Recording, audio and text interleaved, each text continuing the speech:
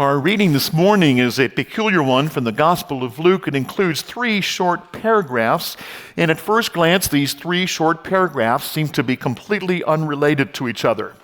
This sometimes happens a little more frequently in the Gospel of Luke than in the other Gospels.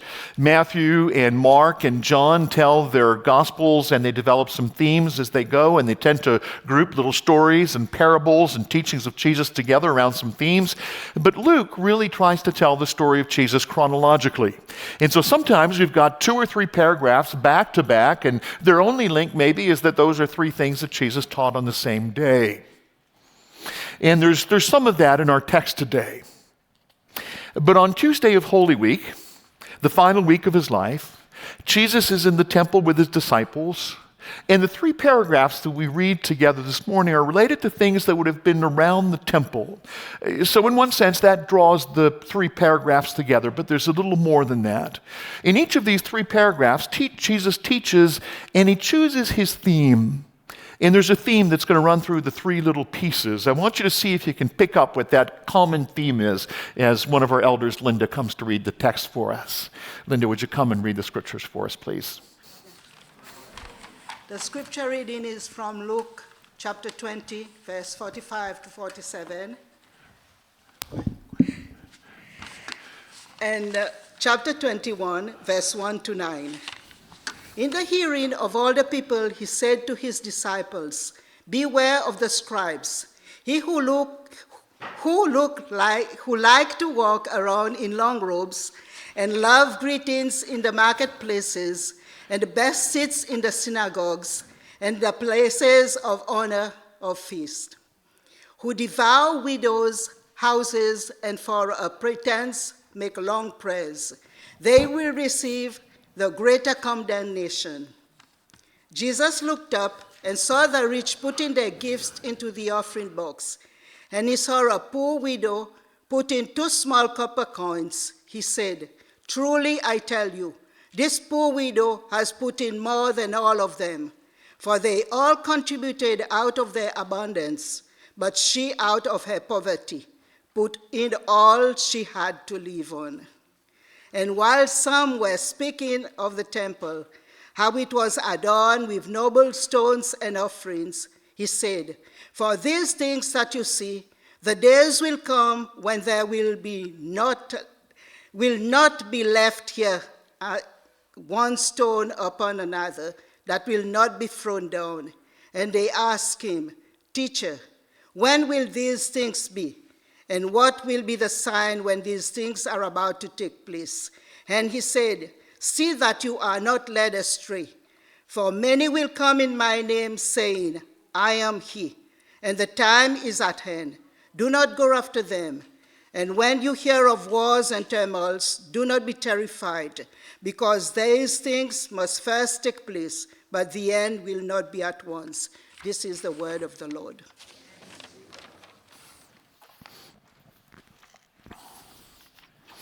Thank you, Linda. As you can imagine, being married to a preschool and a kindergarten teacher, I spent a lot of time watching educational TV on PBS. We had more than our share of Sesame Street and other educational programs on TV. There was a game they used to play that I kind of enjoyed. It was called One of These Things Isn't Like the Others. And they would show the children 3 or 4 animals, and 3 of them would be birds, and 1 of them would be a fish. Or they'd show the children 3 toys, and 3 of them would be round and blue, and 1 of them would be green and square. And the children had to figure out which one didn't belong with the others. Now, I hope you weren't too distracted as we heard the story this morning, trying to figure out which one of the 3 paragraphs didn't fit and which one didn't go with the others. I'm actually going to argue this morning that all 3 paragraphs drive home to the same theme. Let's take a look at each one at a time and see if we can figure out what Jesus' concern is as he goes through them. First, in verses 45 to 47, that first short paragraph, there's a pretty strong reprimand from Jesus to the scribes. Now, the scribes would have been Levites, And as their name indicates, initially their main occupation would have been to write the law, to write it out. They're the ones who made copies of the law. There wasn't a photocopy machine in the office at the temple. There wasn't a print shop, so as they needed more copies of the law, they had to be written out by hand, and this was the scribe's job. Now, over time, because they spent all day, every day, 4 or 5 days a week, copying the law over and over again, they sort of became the experts about the law. And they were like lawyers. People would come to them to ask them questions about the law. Now, at first, this was kind of legitimate. People would come and say, I'm about to have a child, and when that child is born, what does the law say I have to do for my child? And the scribe would tell them. But as lawyers typically do, they really became experts at finding the loopholes in the law. Somebody would come to them and say, well, I've got this piece of property and I've sold it and I'm supposed to pay a tithe on it to the Lord, but I don't want to pay a tithe on it to the Lord. Is there any way there's a loophole in the law that would allow me not to have to do that because I'd rather keep more of the money? And so the lawyers, as unfortunately lawyers sometimes do, and apologies to any of you who are in the legal profession, they became experts at finding the loopholes in the law. And Jesus reprimands them fairly fiercely. He reprimands them for 4 things. The first thing he reprimands them for is that they love to walk around in long robes. Now, I'm trying very hard not to take this personally because the word that Jesus uses to speak about the long robes is the Greek word stolia. It was actually a prayer shawl. It was a long prayer shawl they wore with tassels. Now, sometimes on some Sundays for baptisms or communion, when we receive new members, as we'll be doing next Sunday, I will wear the big Geneva gown and a stole with tassels on the bottom. And so every time I wear my long black Geneva gown or an alb and my long stole with the tassels, I always kind of think about Jesus' little instruction to the scribes here. What Jesus objects to, though, isn't the fact that they wore a special robe, but that they wore a special garment, or maybe that they wore a clerical collar when they did their visits to the hospital or preached on Sunday morning. What he really objects to is what that stole had become.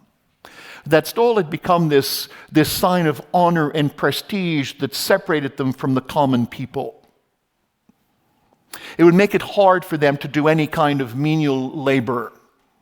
When people saw them with their long robes and the long stoles, said, well, they can't really get their hands dirty. Somebody needs to shovel the walk, but, we can't ask them to do it. They're wearing, somebody needs to help that old lady across the street. Well, somebody needs to do the dishes, but, they're wearing the stole.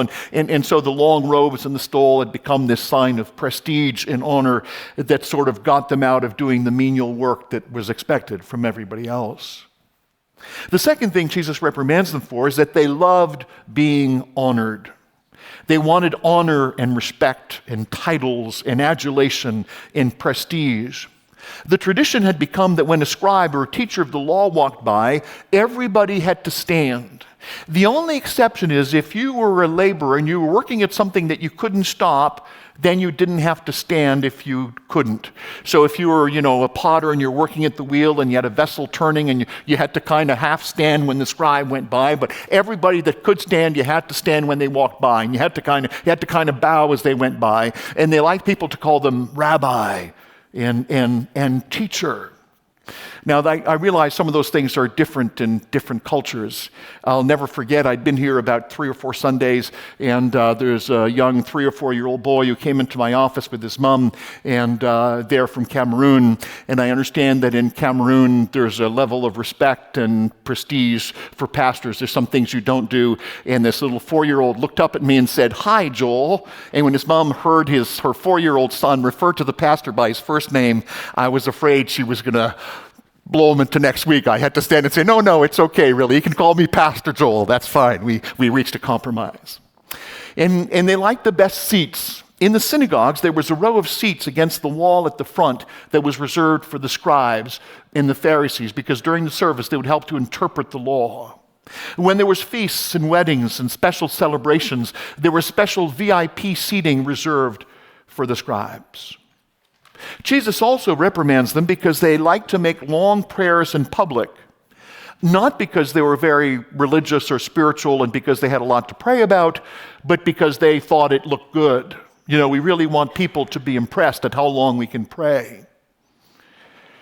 Mostly the prayers were empty. They were just pretense. They were just make-believe so that people would be impressed by how long they could pray and how long they could stand. And undoubtedly, some of their prayers would have sounded really impressive with fancy vocabulary, showing how much they knew and how good they were. But the worst rebuke that Jesus levels at them is the last one. It's one thing to do things by pretense that are empty, that are hollow, that aren't meaningful, but it's really terrible when you look good on the outside, but it's really masking bad stuff that you're doing. And these scribes, while they looked really good and high and mighty and holy and religious on the outside, Jesus says they were actually devouring widows' houses. Now, we're not sure what this exactly refers to, but we have a couple of guesses. There's a couple things we know happened. As lawyers and interpreters of the law, the scribes would sometimes accept a donation from the people they helped. The Levites earned their living from their work at the temple. The scribes were among them, so when somebody came, had an offering or a sacrifice to present, the Levite would get a portion of the sacrifice. Now, the scribes who weren't involved in the day-to-day sacrifice had to earn a living another way, so it was sort of expected that when a scribe came to teach or preach in your synagogue, he would get a little honorarium, or if you needed some advice, you needed a little help, you would go and see the scribe would help you, and you would give a little contribution to help him pay his rent and eat. But they had developed that to an art form. The scribes had taken it to a whole other level, and they demanded often extravagant contributions from people who could least afford it. They would impose hospitality because he was the scribe. If he showed up at your house, you had to feed him. But then he would show up the next night, and the next night, and then he would stay overnight, and then you had to lodge him, and then you had to feed him. And they would overdo their hospitality, often from people who could least afford it. They would ask for large donations for their services. And we have a couple of records in the apocryphal texts of scribes who actually came alongside a widow who was struggling to keep her estate. Her husband had died.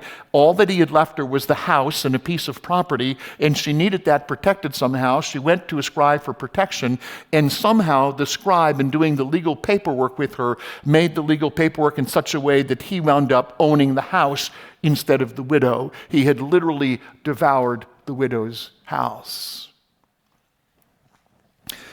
There is an image that always has stayed with me from my days at the Bible Society.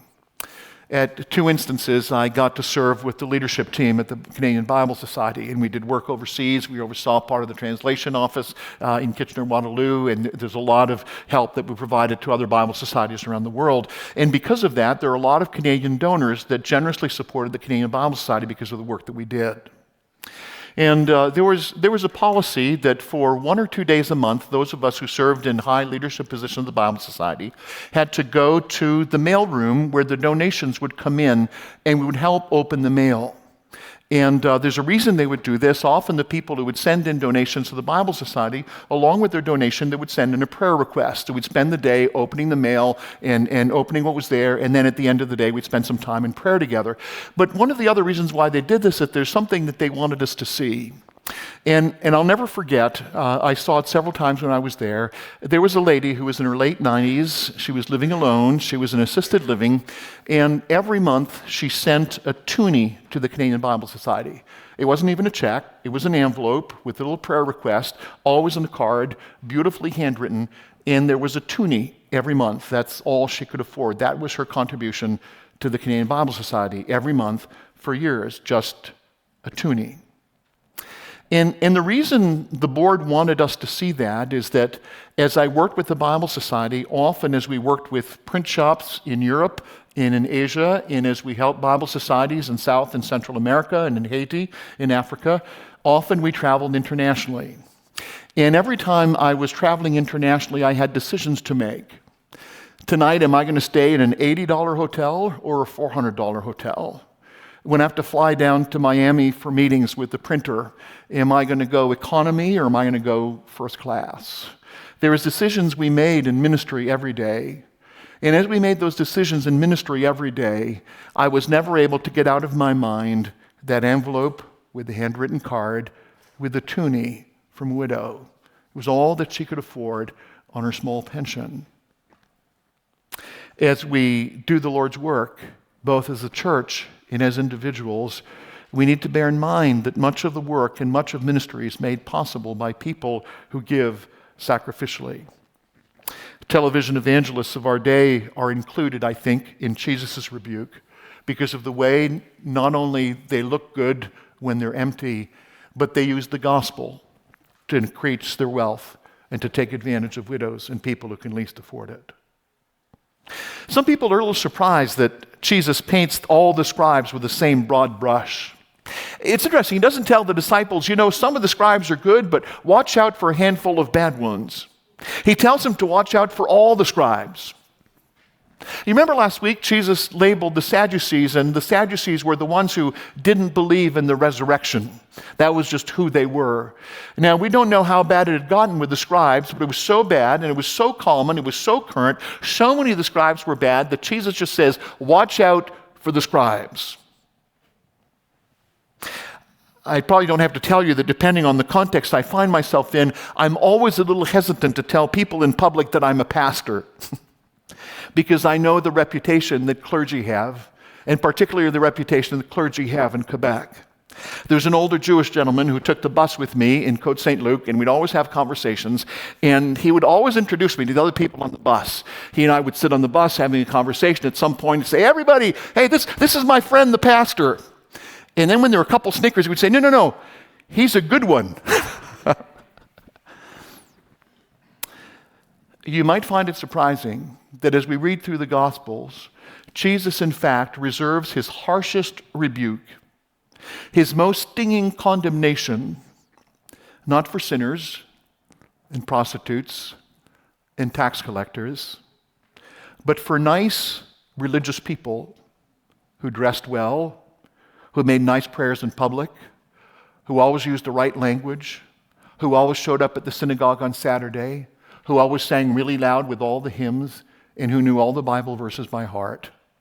Jesus reserves his harshest, most stinging condemnation for them, not just because their religion was empty, but because while the outside looked good, the inside, they were devouring widows' houses and doing harm. Now, when we get to our second little passage, at first glance you think, I know the link between the first passage and the second passage. This is about widows today. That's Jesus' theme. In the first little passage, he rebukes the scribes for taking advantage of the widows, and the second little story is about this widow who comes and gives her offering. As Jesus and the disciples are walking through the temple, they come to the place where people deposited their offering. Now, because the Sadducees and the scribes and the Pharisees who ran the temple wanted everybody to be able to give, they put the offering boxes in the place where everyone was allowed to go. So it was placed in the court of women. All the women and the kids, everybody was allowed to go into this area. And along one wall of this little treasury room, there were 13 collection boxes. We call them shofar chests. You know what a shofar is? It's one of those horns. And on each one of the chests attached to the wall, there was a shofar that was inverted with a small end pointing up. So you could put a coin in, but you couldn't stick your hand in and steal the money that was in the box. It was sort of a shoplift preventing method. So you would put your money in there. And on each one of the boxes, there was a label. Each one of the boxes was for a special purpose. Kind of like when you use the green envelopes that are in the pews on Sunday morning, you can say whether you want to give to the benevolent fund or to the building fund, or when you came to give your offering on a Saturday morning, or when you came to synagogue, or when you came to temple during the week, you could choose what you wanted your money to be given to. And there would be a few priests and Levites who would be on duty there to help worshipers with their contributions. Now, when the widow arrives, and she makes her contribution, we're not sure how Jesus knew how much she gave. It could be that Jesus knew just from divine omniscience, but there's another possibility. If you came with a free will offering, you could just put whatever you wanted in the box for free will offerings. But if you were contributing to the temple, to the upkeep of the temple, that was a set contribution. And there were rules about that contribution. There was a set minimum that you had to give, and there was a certain currency that you had to use to give to the upkeep of the temple. So when you came, if you wanted to give for the upkeep of the temple, the amount of your contribution and the currency had to be approved by the priest. So before you put your money in, the priest who was on duty, the scribe or the Levite, would look and he'd announce, John Smith is giving $37 for the upkeep of the temple, and it's in American dollars. And then you'd put it in the box. It would be announced. Now, the contribution the widow makes was the minimum contribution you're allowed to make for the upkeep of the temple. So we think she contributed for the upkeep of the temple. And we think that because of that, her offering would have had to be checked by the Levite who was on duty and would have had to be announced. Now, part of me is kind of glad we don't do this on Sunday mornings, aren't you? There's a congregation I served with a little bit where in the Sunday morning bulletin this week, they would list how much everybody gave last week in print so everybody could see it. And they would say, Mr. Jones promised to give $1,000 this year. He only gave $8 last year, and so far he's only given $16 out of the $1,000. And every week on the back page of the bulletin, I put a stop to this very quickly.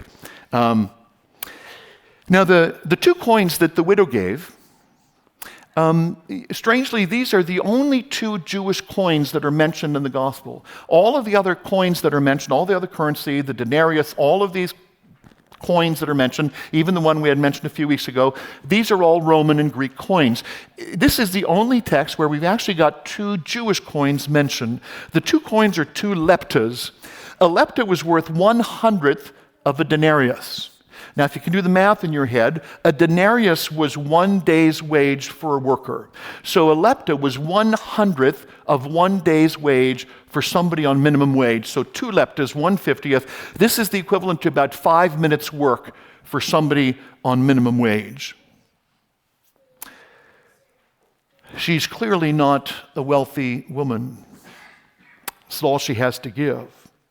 And Luke actually uses a heart-gripping word to describe the condition of the widow. In several other passages, particularly in Mark, there's a Greek word that's used to describe widows who were in poverty. But Luke uses a much stronger word here, and he uses it not to describe the situation the widow was in, but to describe the widow herself. It's a stronger word than our most powerful English words, but Luke says not just that the widow was destitute. The word he uses is the only time he uses this word. To give you an idea, the Hebrew equivalent to this word is sometimes used for being afflicted with an illness.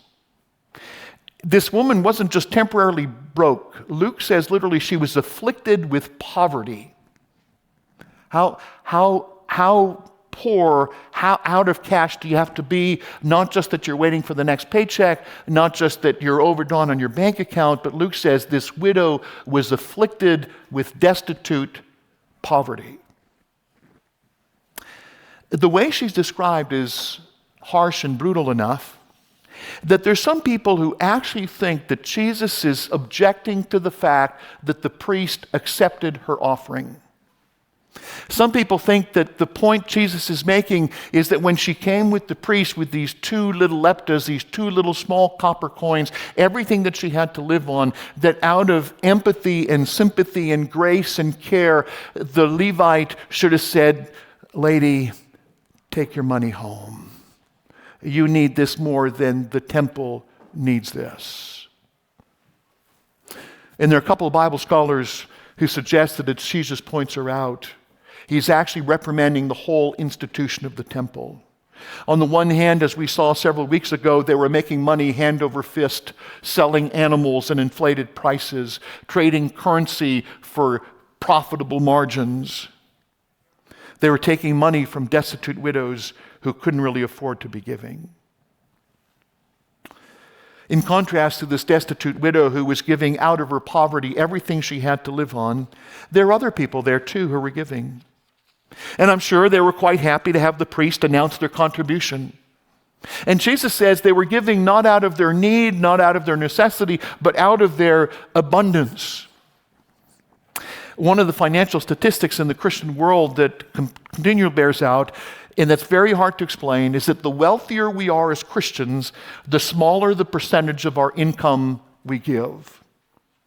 Proportionally speaking, the poorer Christians give the larger proportion of their income. There's something that happens as we start making more money. We give a greater amount, but we give a smaller and smaller and smaller percentage of our income. I don't know why that is. It really should be the opposite, shouldn't it? When we're poor, we need more of our income to live and to survive. But as we get wealthier, what happens is this insidious thing that happens as we get wealthier, we get more committed to the good things in life. We want the luxuries. We need to upgrade the apartment. We need to upgrade to a newer car. We need a better place to live in a better neighborhood. We need better looking clothes. We get used to better tasting food. The destitute widow giving out of the necessity which she needed to live on stands as an indictment to most of us who in comparison are among the wealthiest people in the world and among the smallest giver. But on the other hand, this is really a comfort for many of you who aren't wealthy, who don't have as much time on your hands as you'd like, but who are doing all you can contribute to the work of God. In the eyes of others, compared to what other people around you can do and can give, sometimes you might feel like your contribution isn't very much, but the Lord knows the real value of what you're doing. The Lord knows the value of the 2 mites that you're giving.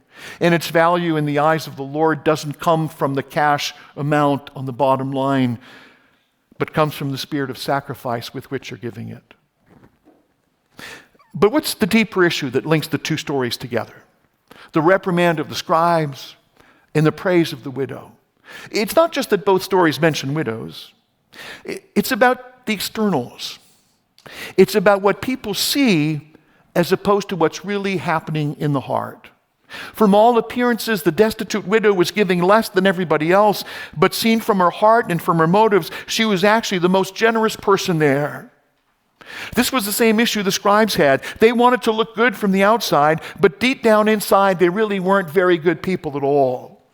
Real religion, real faith isn't about what goes on the outside. It isn't about measuring what people see. It's about what's going on in your heart. And that brings us to our third little piece of text. In the closing verses of chapter 20, the disciples were impressed with the external appearance of the scribes. In the beginning of chapter 21, the disciples were impressed by the external appearance of the wealthy givers who were in actual fact not that generous at all.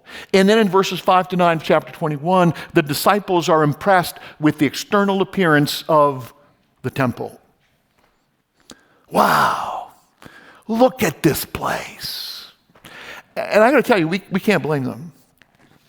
When Jesus and the disciples toured the temple on this day, it was partway through an 83-year construction project. It took 83 years to build this temple. That's how long it would eventually take to complete. By the time Jesus is there with his disciples, they've already been building for over 50 years.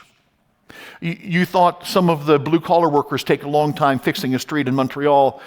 The orange cones had been there for 50 years around the temple. It was still in construction. The Roman historian Tacitus says that the temple contained incredible riches. He calls the overall structure immensely opulent. He actually makes up a word in the Greek and the Latin to describe this incredible, immense opulence. The temple itself was located on a large plateau that had been solidified with retaining walls all around. Some of the stones in the retaining wall were over 60 feet long, 7.5 feet high, and 9 feet wide. Several of the stones that are still found just north of Wilson's Arch are 42 feet long, 11 feet high, 14 feet deep, and some of the stones weigh over 1 million pounds. The southeast corner of the retaining wall towers over 15 stories above the Kidron Valley looking down below. The size and the magnitude of the temple was such that it made it by far the largest temple anywhere in the ancient world. There was no other temple to any other god anywhere in the ancient world that matched the temple and the Temple Mount for size. The white massive marble stones on several of the sides gleamed so bright that the temple area seen from a distance was sometimes described as like looking at a mountain of pure white snow because of the way the marble white gleamed. And then within the precinct on the Temple Mount, there was a portico that was roofed. It was a roofed area supported by a series of massive columns. There were 3 aisles of 4 rows of columns. The columns were 40 feet high. They were topped with decorative Corinthian capitals, and the columns were so thick that it would take you 3 men joining arms to go around the circumference of these columns. And then at the center of all of this, at the center of the Temple Mount, there was the temple itself, the sanctuary where the holy place was located. The building was 160 feet high. It was covered in decorative panels of finely worked gold, silver, with crimson and purple worked in together that radiated in sunlight. Those gold panels gleamed so brightly in sunlight that at some times during the day you couldn't look at the temple because the glare was so bright and blinding. Listen to how Josephus describes the main gates of the temple precinct when you got there, just before you got to the temple. Josephus says the gate opening into the temple was completely overlaid with gold, as well as the whole wall around it. It had above it golden vines, from which hung grape clusters as tall as a man. It had golden doors, 55 cubits high and 16 cubits broad. Before it hung a veil, equal length of Babylonian tapestry, with embroidery of fine blue and linen of scarlet and purple, woven with marvelous skill. We don't have any more of those in place today, but Josephus says that some of the stones at the base of the sanctuary are even larger than the stones used in the retaining walls. Some historians have said, rightly I think, that if the temple had not been Jewish, it rightly would have been considered as one of the 7 wonders of the ancient world. The people were impressed by the scribes' external appearance, but Jesus readjusted their thinking. The people were impressed with the wealthy donors who showed off as they gave their large coins in contrast to the destitute widow, but Jesus readjusted their thinking. And now the disciples are quite impressed by the outward, external appearance of this beautiful temple. And once again, Jesus readjusts their thinking. In verse 6, he says, "As for these things that you see, the days will come when there will not be left one stone upon another that will not be thrown down." Ouch. This was their sanctuary. This was the glorious place where they worshiped God. How could Jesus speak of its demise and destruction so casually?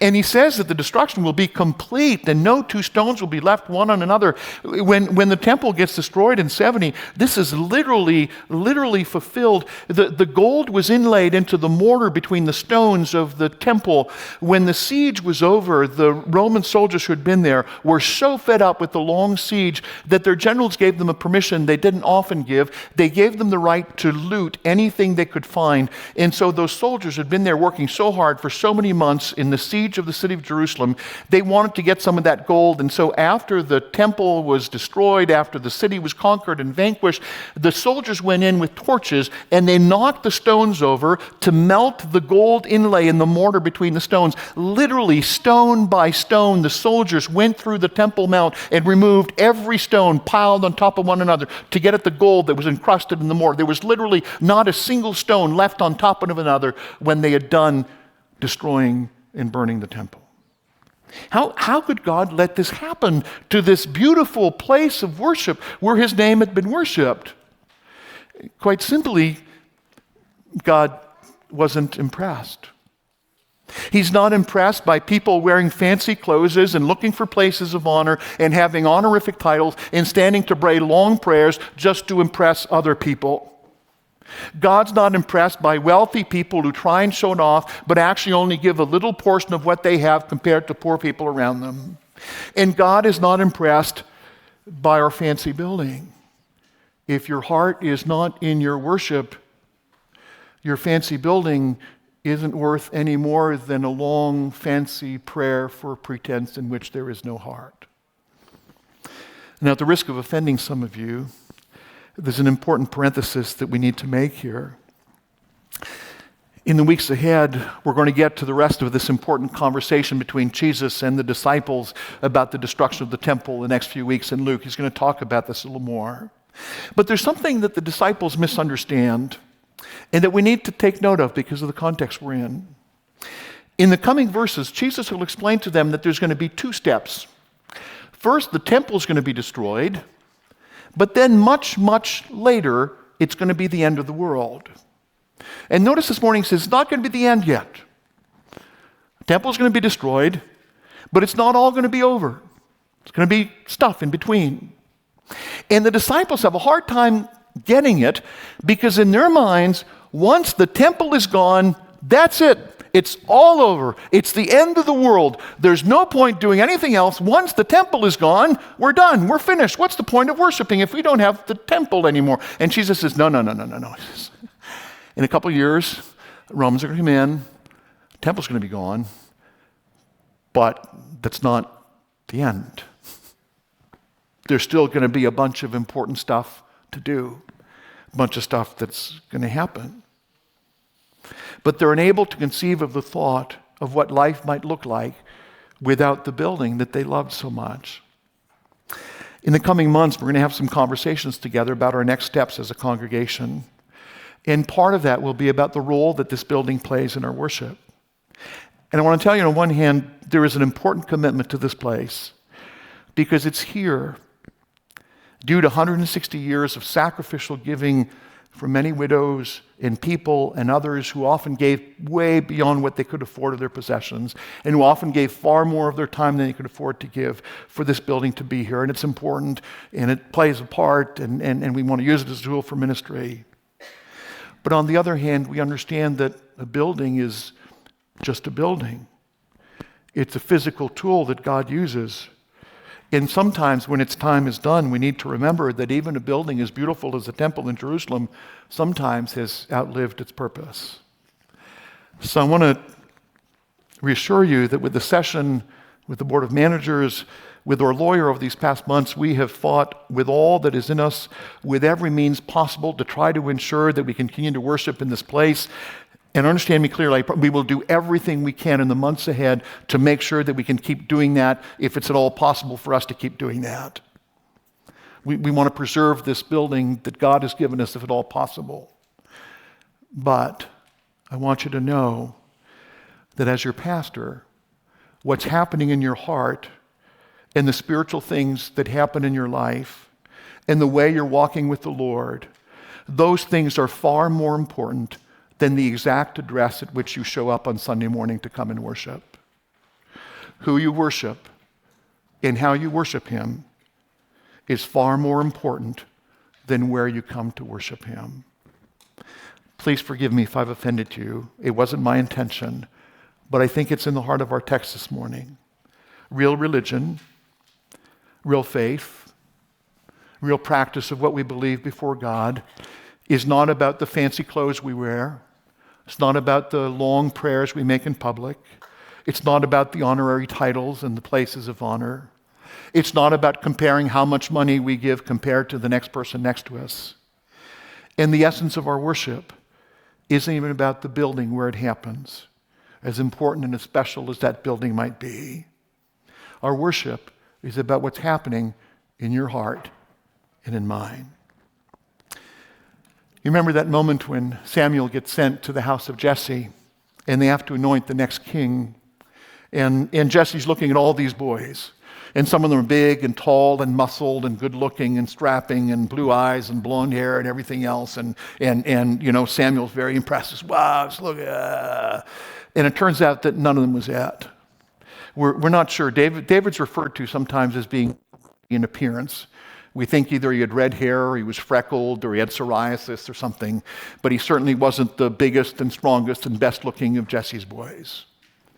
And God says something to Samuel. He says, man looks at the outside.